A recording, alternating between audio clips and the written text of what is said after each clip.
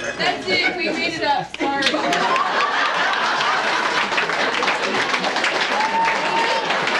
Program. Well, we were in the last one. You what? Some of our kids were in the one you just saw. Oh, I see. Hey, Dean, we're going to gain another grandson in about another month or two. Another grandson. Yeah. How many people had grandsons in the last year? How about granddaughters? Boy, they're running to boys. We're gonna have two. One this month and one next month. One this month, one next month. 24 years old. Yeah, well, I hear that. Well, we're going to slip down to Lloyd's bunch then, if you're done. There's your water. And while they're coming up here, I want to tell you about another one of my cousins down there. His name was Clovis Ledbetter.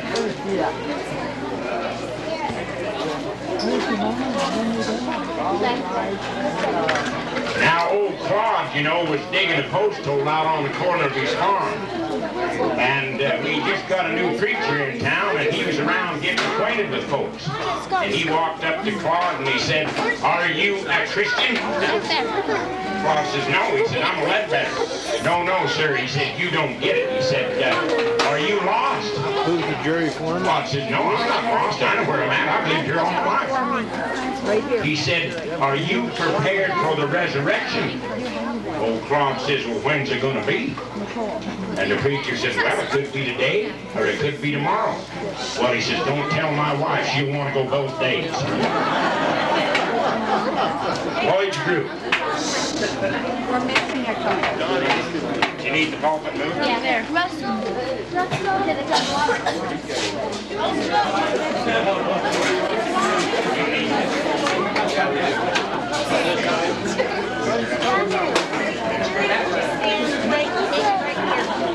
PBS News. Today we're visiting Encore with a very interesting case at hand. A little girl is suing a young boy named Georgie Porgie for making her cry when he kissed her without permission. Here's what we know so far. Georgie Porgie put in a pie, kissed the girl, and made her cry. The girl's side of the story said Georgie filled her life with dread. When a girl came out to play, Georgie Porgie ran away. Georgie claimed he knew the truth. He accused the girl of being uncouth. Georgie said the lights were dim and the girl started kissing him. Now today, lo and behold, both stories shall be told. For today, Georgie's on trial and he may be in court for an awful long while. All rise for his honor.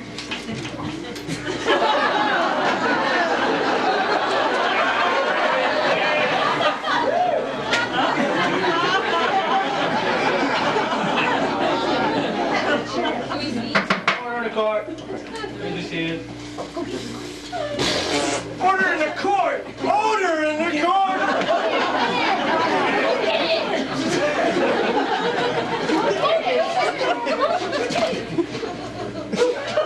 The plaintiff Sally Sue is suing Georgie Porgie because he kissed her without her consent, forcing her to burst into tears. The defendant, Georgie Porgie, is pleading innocent, claiming she was the one who kissed him. The charge is emotional distress. Will we deal with the plaintiff's opening statements? No.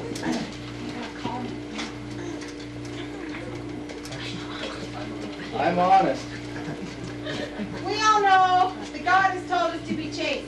When Georgie Porgie kissed Miss Sally Sue against her will, he was not following the law of chastity. Boy, but was it ever a chase?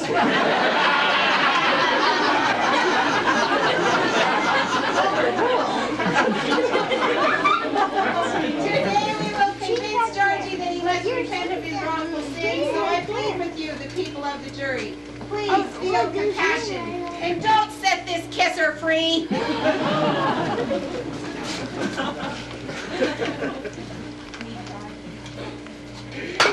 Only liar. Paying the big bucks. George didn't do it.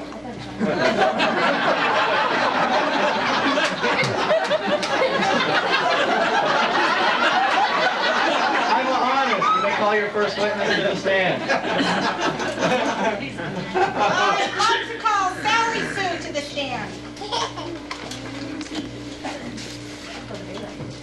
Where's the bailiff? Which one?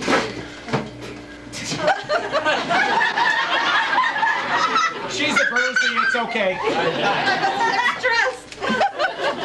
Judge, take a note. She's not. Do you swear to tell the truth, the whole truth, and nothing but the truth? I swear. You're not supposed to swear. Overruled. Where were you on the day of July 10th at 2:00 p.m.? Where was I? I was skipping through the woods picking flowers. And what happened after that? Well, I bent over to smell some flowers, and Georgie kissed me! Can I fit under a flower? Come on. Order.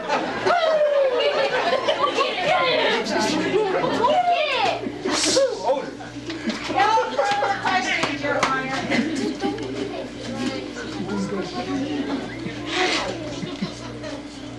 Did you know that in the woods? Did you know that in the woods that you were in, you should not have picked that flower?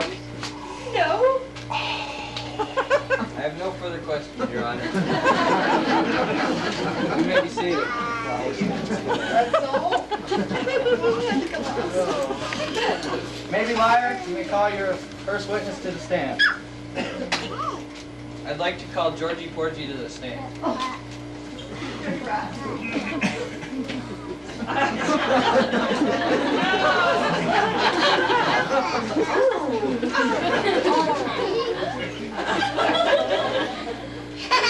Can't guess the bailiff.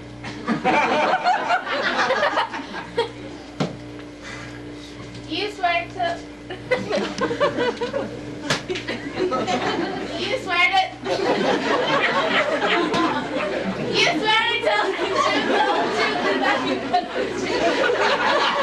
I don't swear, but I'll tell the truth.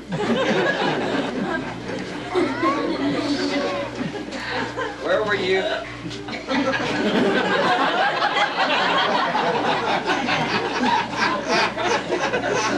Where were you on July 10th at 2:00 p.m.? In the woods. What happened in the woods? Sally Sue there jumped out of the trees. Well, maybe she was in a flower. She said I was under them, so they had to be bigger than flowers. And she come and gave me a great big kiss, and then she started bawling because I was a gross out.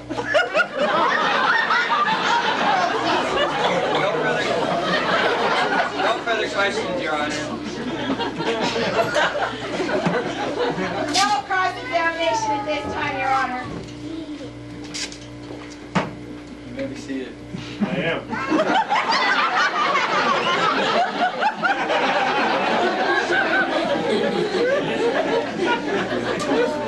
I'm honest, you may call your next witness to the stand. I call Mary Berry to the stand.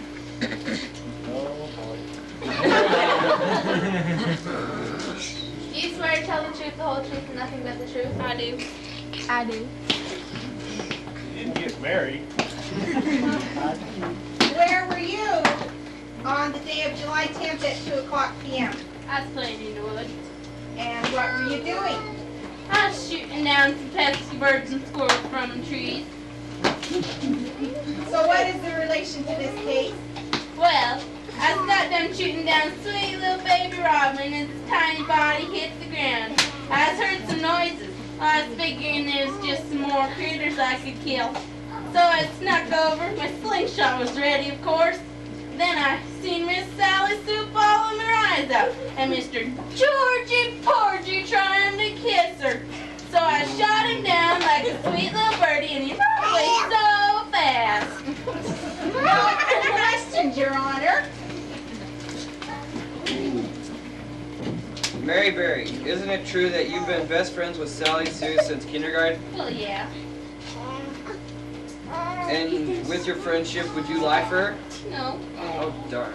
You may be seated. You may call your next witness. I have no further witnesses, Your Honor. The jury may have 1 minute to discuss the verdict. Excuse me, sir, but do you think Georgie's guilty or innocent? Guilty. Don't quite know. Guilty or innocent? Guilty. Guilty, innocent. Well, I haven't really heard enough evidence. Innocent. We'll see what the outcome is.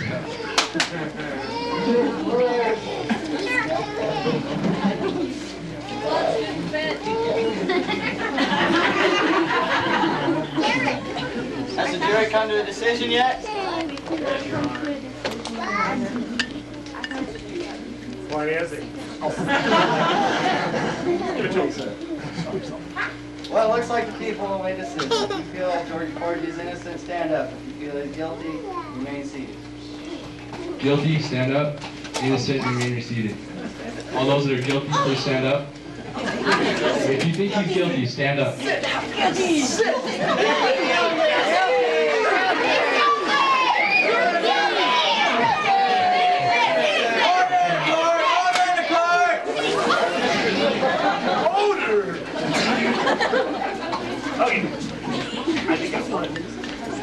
Sally Sue told a lie, just to spit in Georgie's eye. Yet the truth was prevailed, and Sally Sue's plan failed.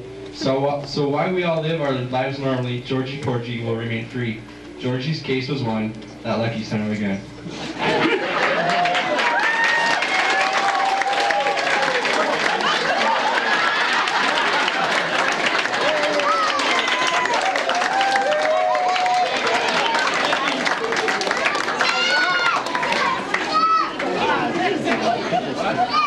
Well, that's just about the way they run nowadays. The liars get rich and the poor people go to jail. Or else they don't. One of the two.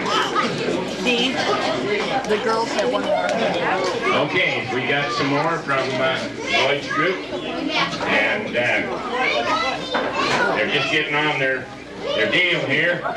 And so it's quite a deal down there and up on the water pail even to take a drink.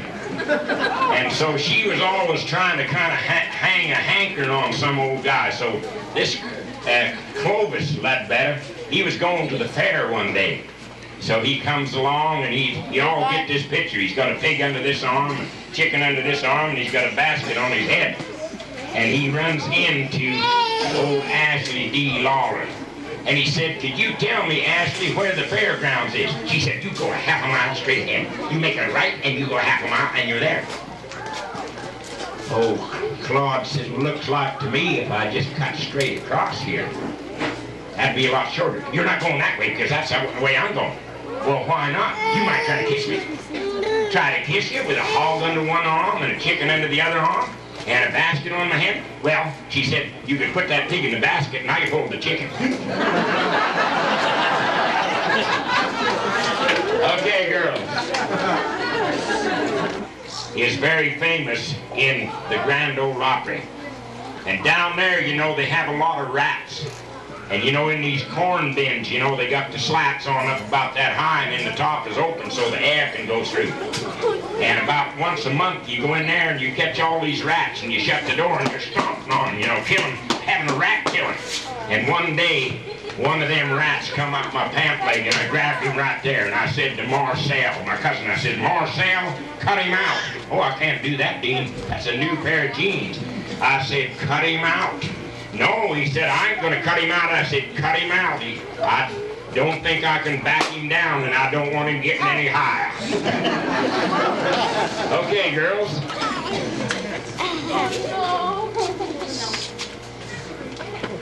Take your stick. I'll shoot your snoop.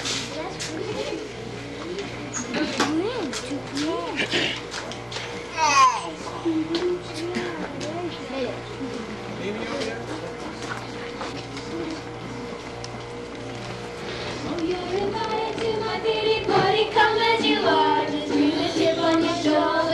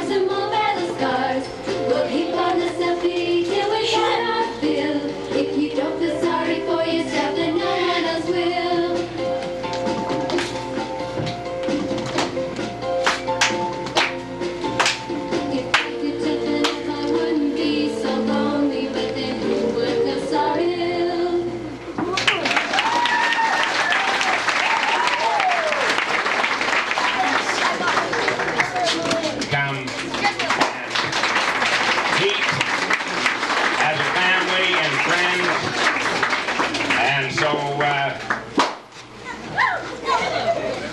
we feel like that they're using water and electricity and all this kind of stuff, so whatever you would like to donate to the cause when you leave here on Sunday, Monday, or Tuesday, or whenever you go, if you would kind of consider if you was camping somewhere and not quite as nice a facility as this, and they don't want to put any price on it, that we would like to encourage you to help them out, because they've spent quite a bit of money here, and it's really good for us to come to.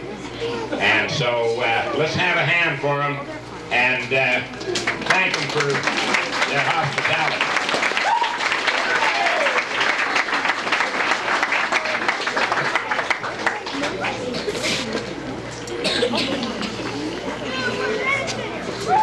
Big Jack, here's one Jack.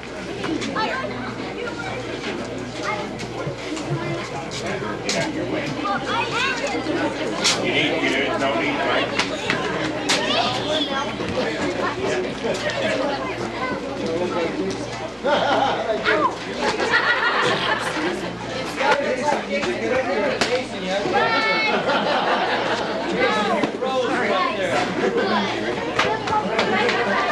I'll just sit on my chair. Brandon?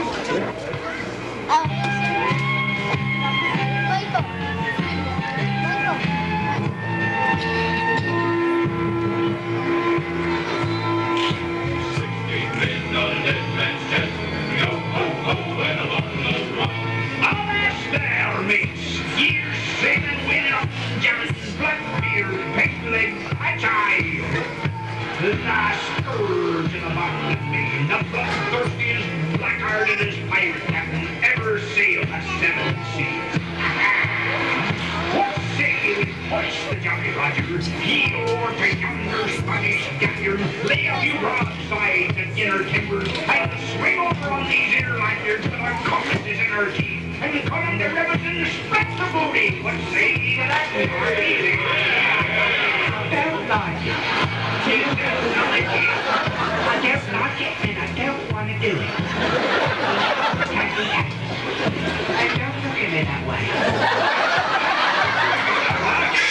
Do you want? I want to see her dance. I want to see how high I am.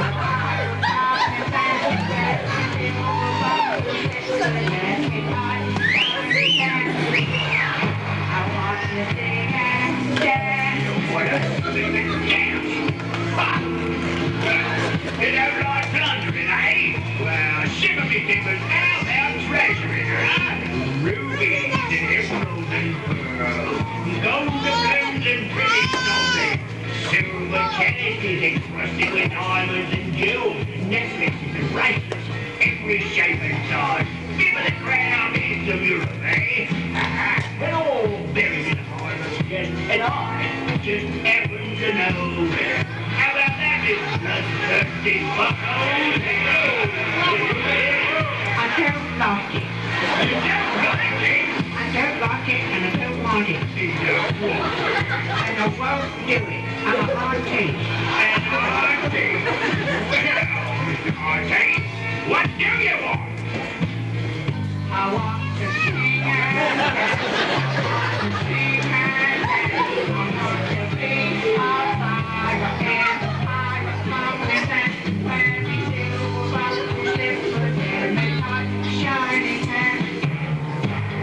To sing and dance. Now, listen here. Ain't that no floating Gilbert and Sullivan show, you know? With some little flip tinkerbell. Yeah, we have a black-hearted pirate ship. And I would have you killed, Lord, if you weren't my old flesh and blood, you little twit. So you don't like plundering, eh? I don't like it. And you don't want no treasure, huh? I don't want it. And you probably don't want no rogging and rambling and winching and roaming either on the boat. Well, deep down, you want to know the truth? It's not me. Well, what do you want? As if you didn't already bleeding know. And I know where you taught those shiny pants. Okay, we'll all sing and dance. I said we'll all sing and dance. So you walk the plank. 1, 2, 3.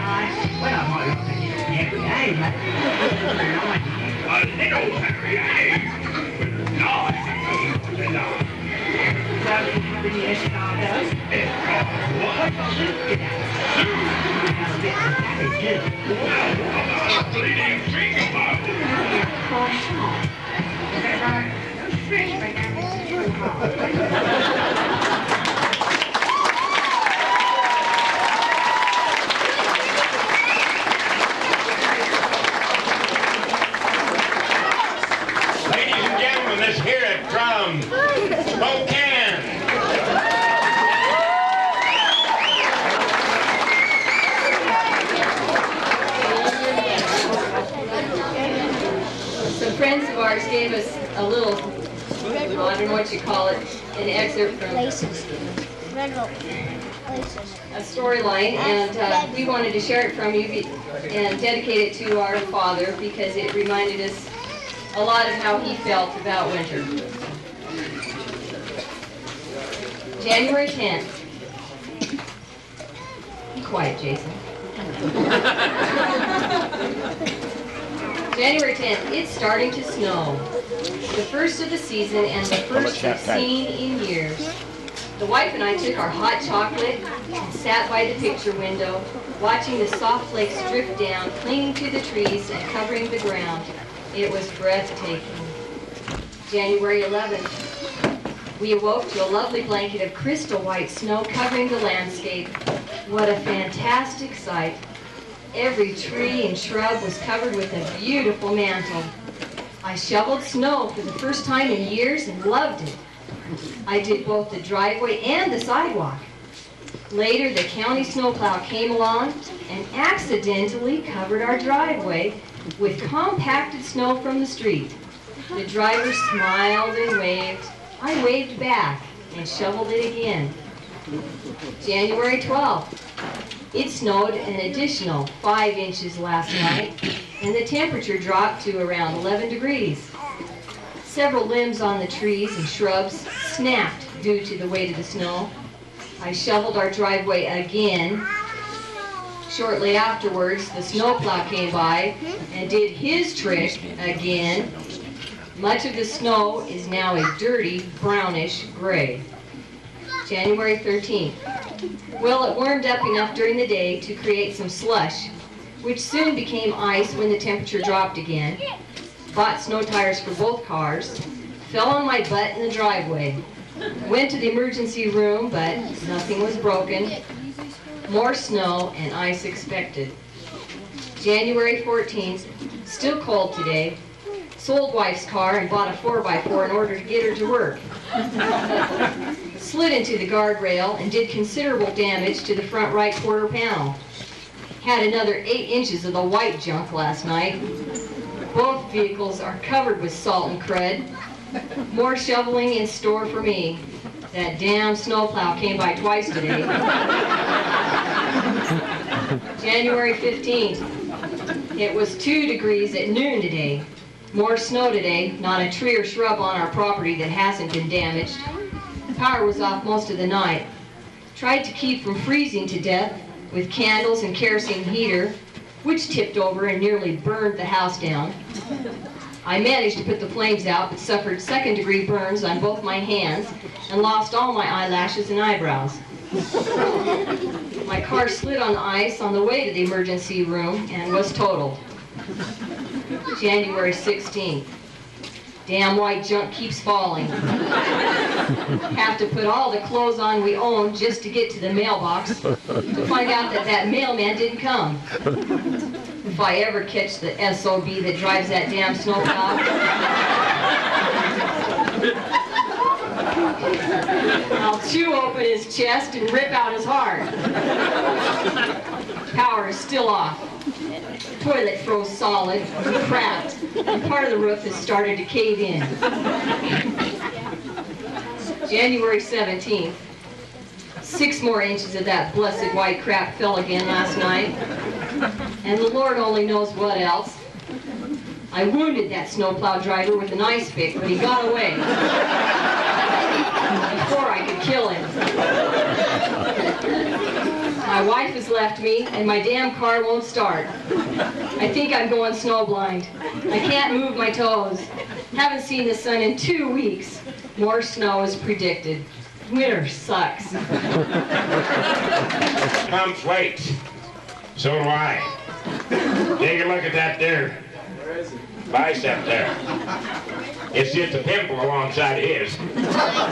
Okay. If that is all of Melvin's group, we'll move to... more. Oh, yes, I knew that this Maxine would be on the scene here. Yeah, you got 2 mics there, and this one. Yeah, don't hide like that on me.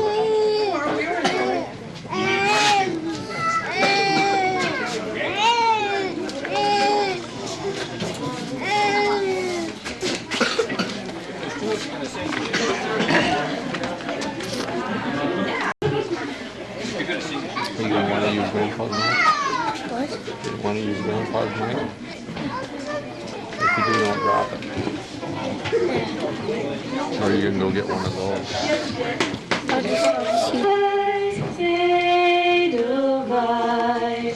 Every morning you greet me, small and white, clean and bright. You look happy to meet me. Blossom of snow, may you bloom and grow forever.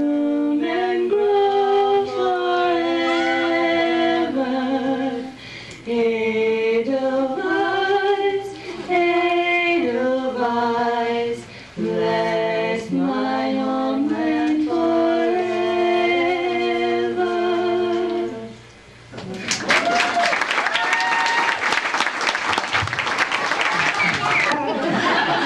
Songs of music and songs that we sang for a million years.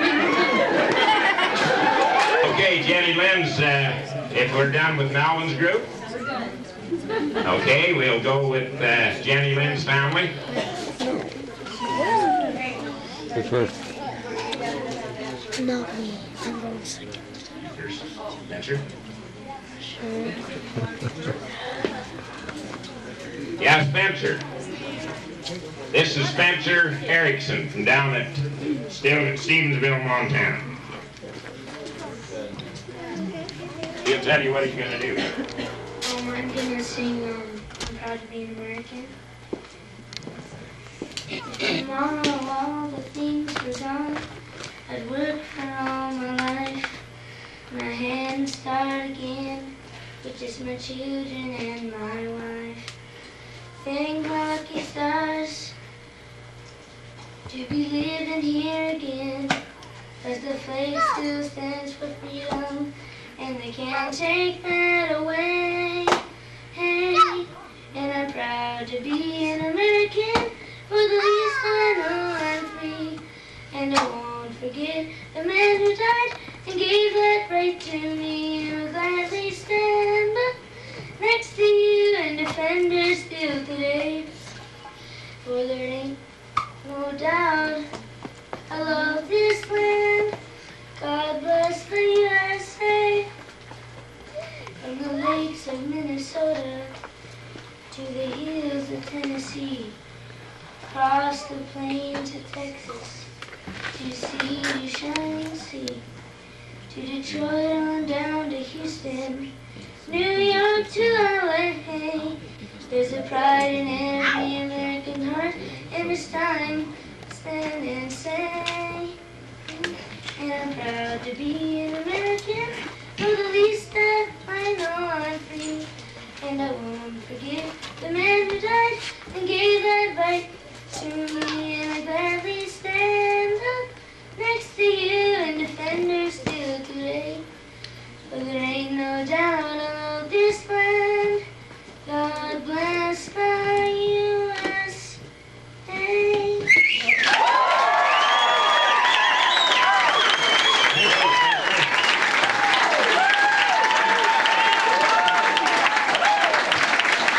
That's one of my grandsons. You see, myself, I'm just a mute. MC in the sophisticated world is master of ceremonies. But in my high school dropout career, you know, and show business, it's got a mule coming. That's what MC stands for. Okay, those girls from the Erickson family. Hear that mule, buddy? Do a mule?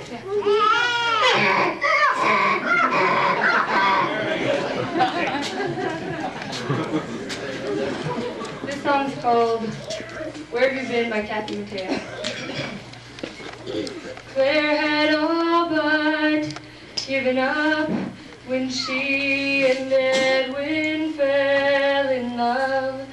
She touched his face and shook her head in disbelief. She sighed and said, in many dreams I've held you near.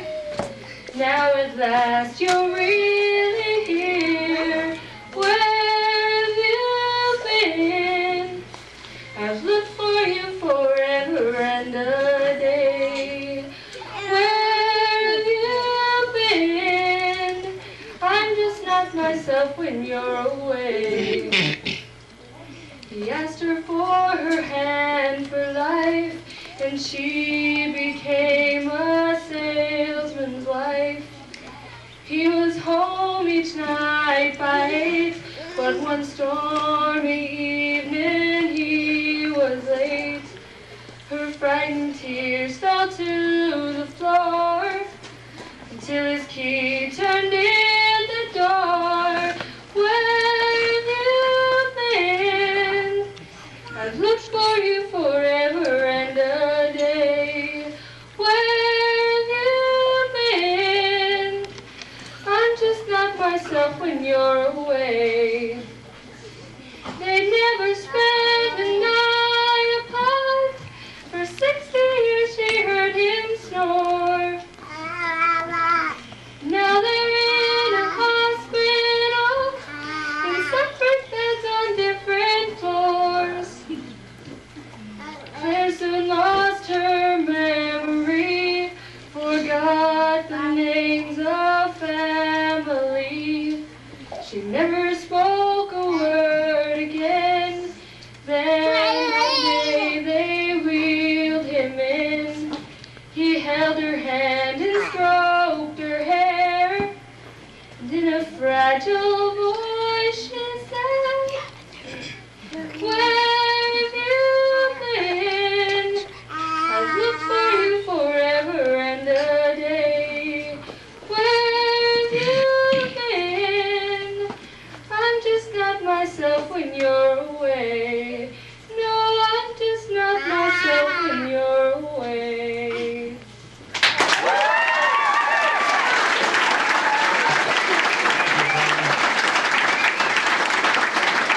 I guess 47 years ago when Dad and Mother started this, it kind of locked in a special feeling as a family. And what I've appreciated over the years is that even our kids don't fight. What's the matter? We're different, huh? But we love each other. I think we can say without reservations, we love our friends too. And is there any more from, where's that Dean fella?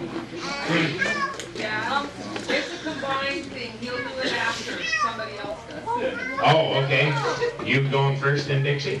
Okay.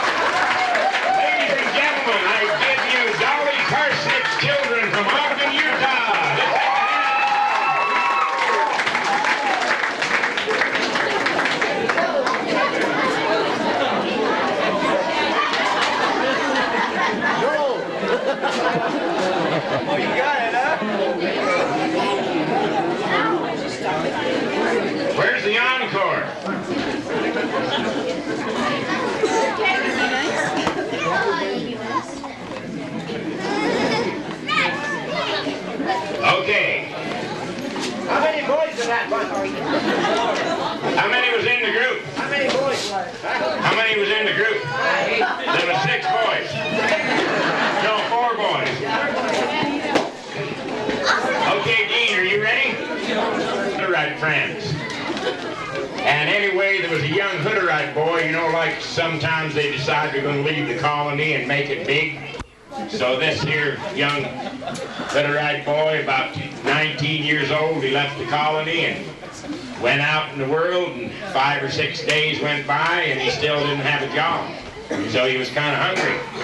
So he come to a field of grain and he went out there and he was shelling the grain and eating it, and an RCMP officer drove by and he said, "What are you doing out there?"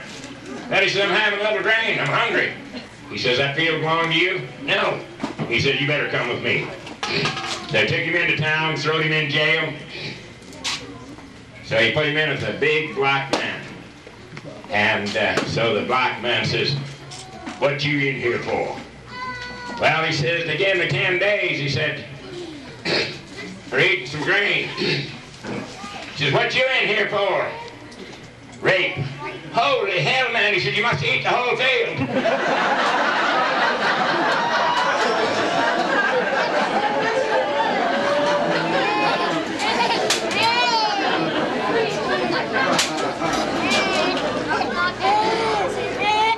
I do have a lot of friends, you know, and like I said, you know, the one Hooterite come to town one morning and he said, "Well," I said, "how's the egg business?" "Well," he says, "you know," he says, "we used to sell eggs, but," he says, "we just got fryers this morning. The chicken house burned down last night."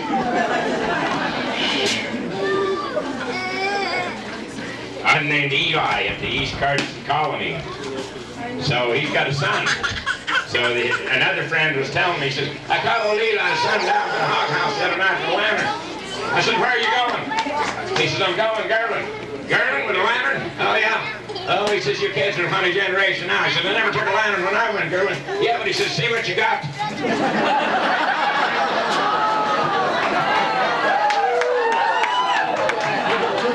Erickson. Okay, we need one person to man this canoe. But we're a little short and we're trying to get past the line because we just robbed the bank and we gotta go down the river.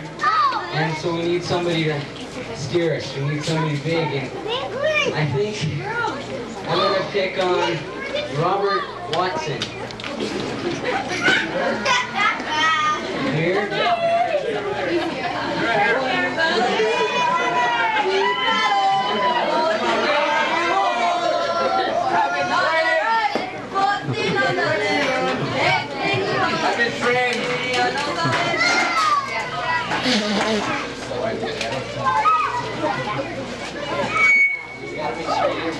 Okay. Everybody tell me what you think. Turn and face them. Yeah, them. Them. Back. Okay, hold on. You guys all think? Guys, start counting. There's a log on the left. There's a log on the left. There's a log on the left. What do you want me to know about it? There's a log on the right. What do you want me to know about There's a it? log on the right. Log on the right. Catch the wave. Catch the wave. Catch the wave.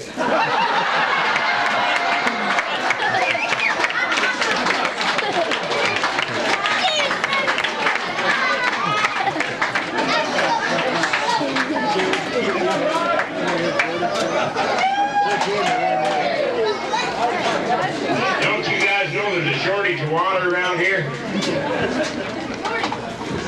Okay,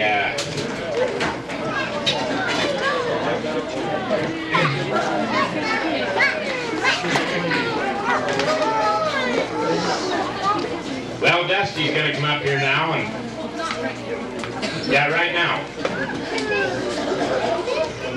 And, we used to sing together, but she's growing up, you know, and it gets to where they don't want to sing with Grandpa anymore. Do you need a mic, or can we use one? Your voice will work. Okay. We're going to sing one of Will Carter's songs. when the ice worm nests again.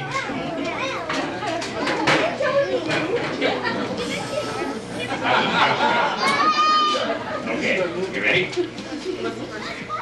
There is a husky, dusty maiden in the yardie.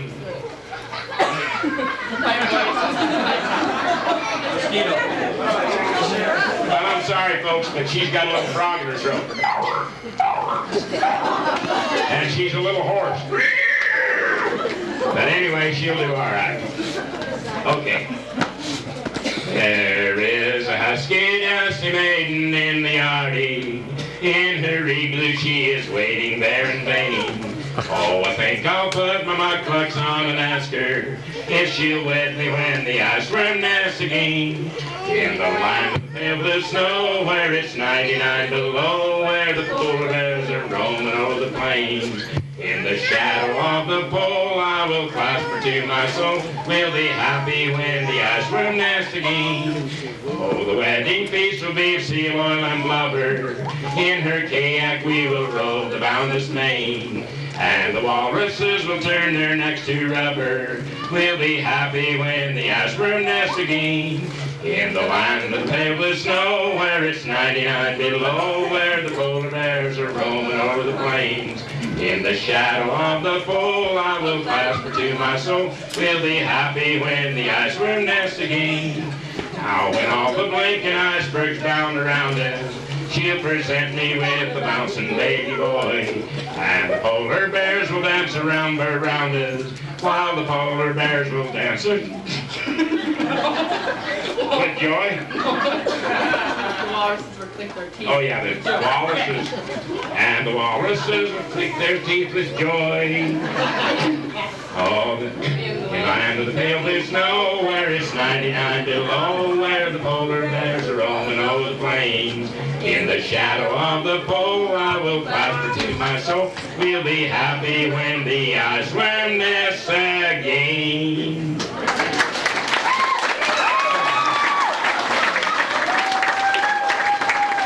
We have long nights up there, you know, in the wintertime and short ones in the summer. But anyway, this is the Peace River Waltz.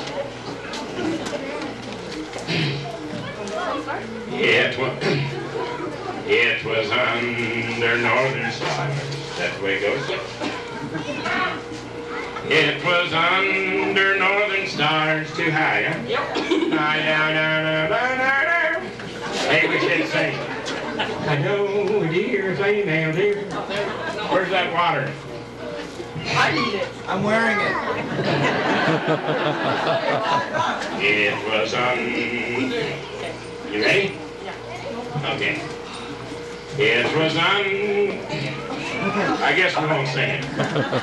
We'll sing, Sing that sexy song. We'll, huh? Sing the sexy song. We'll sing the sexy song. Okay. When she was 2.5 years, we was coming from Lethbridge one day.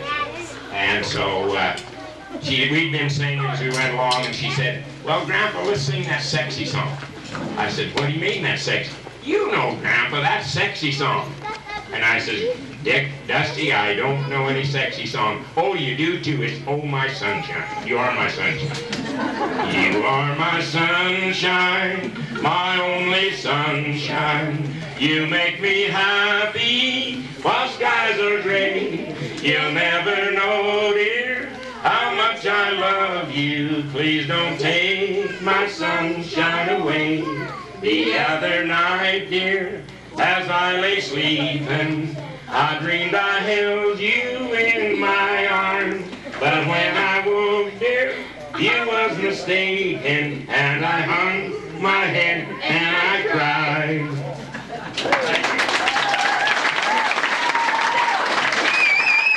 Oh, your throat, mine is about wore out. Kristen is going to come and do a number for us. Oh, is she going to model for us? I want you to know, folks, that Kristen is Ron and Carrie's daughter, and she was chosen as the Child Model of the Year for Canada for 1994.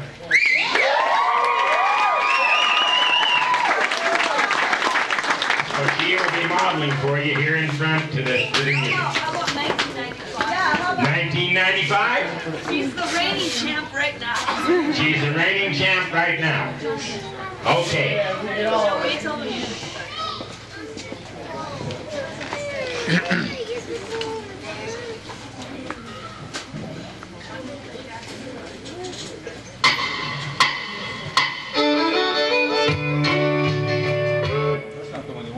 Hang on just a second. I know that. This is the other one.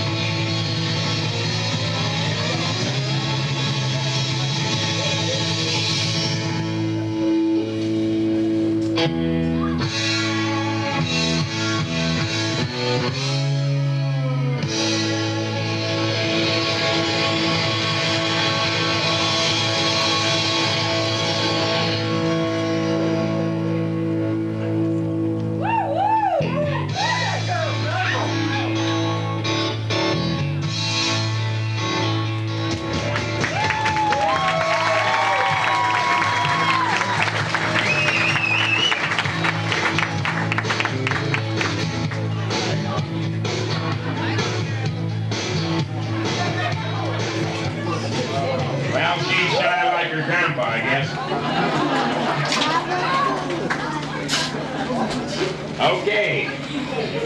Dixie, any more? I think we've done enough. You think you've done enough, huh? Well, you know, like when you're in the hog business, as I said before, you need a little dog. Moving them pigs down the alleys and everything. And when you got one and you're moving them, this is kind of how it sounds.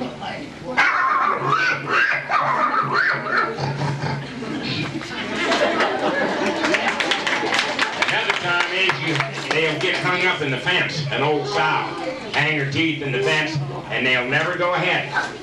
You know, most animals will go ahead when things get tight, but not them. And here they hang back, and he goes.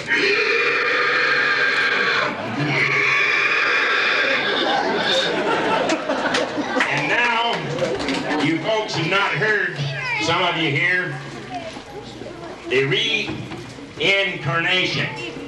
And we're going to have Donnie Berezay, my nephew, come up right now and do this for us, if you would.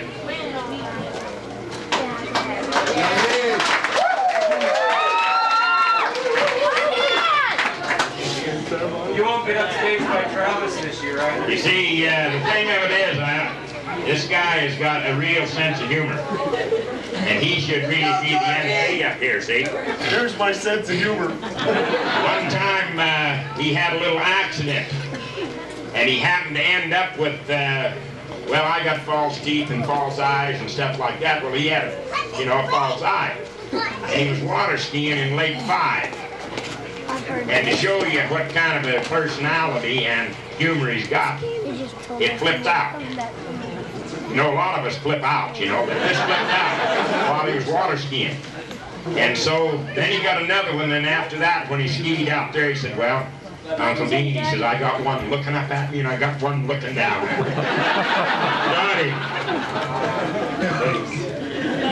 When I get done, and how many of you remember, was it last year or the year before, that Laverne came here with her poo-poo story? It was last year. Well, it's funny how things happen. She inspired my daughter Angela to go home and do all this research. She's got all these real cool sayings that she wants to do when I'm done here. So I'll stay here and give her courage. But there's a few of you that's here tonight that hasn't heard the reincarnation poem. And so for Dave and his wife, and for Bob and his wife, and some of you that haven't heard it, I'm going to do it again if I can remember. It goes, reincarnation. What is reincarnation? The cowboy asked his friend. Well, it begins when your life comes to an end. They wash your neck, comb your hair, and clean your fingernails, and then they put you in a padded box away from life's travails. And then the box in you goes in a hole that's been dug in the ground. And reincarnation begins, my friend, when they plant you beneath that mound. Them clods melt down, just like the box, and you who are inside. And this is just the beginning of your transformation ride. Then one day the grass will grow upon that rendered mound, and then one day upon that grave, a lonely flower's found. And say a horse should pass by, and graze upon that flower that once was you, but now has become your vegetating bower. The flower that horse done ate, along with its other feed, makes fat and bone and muscle, essential to that steed. But there's a part that he cannot use, and so it passes through, and there lies upon the ground that thing that once was you. And say by chance I should pass by and see this object lying on the ground, and I'll stop and think and ponder about this object I have found, and I'll think of reincarnation and life and death and such, and I'll come away concluding, why shucks, you ain't changed that much.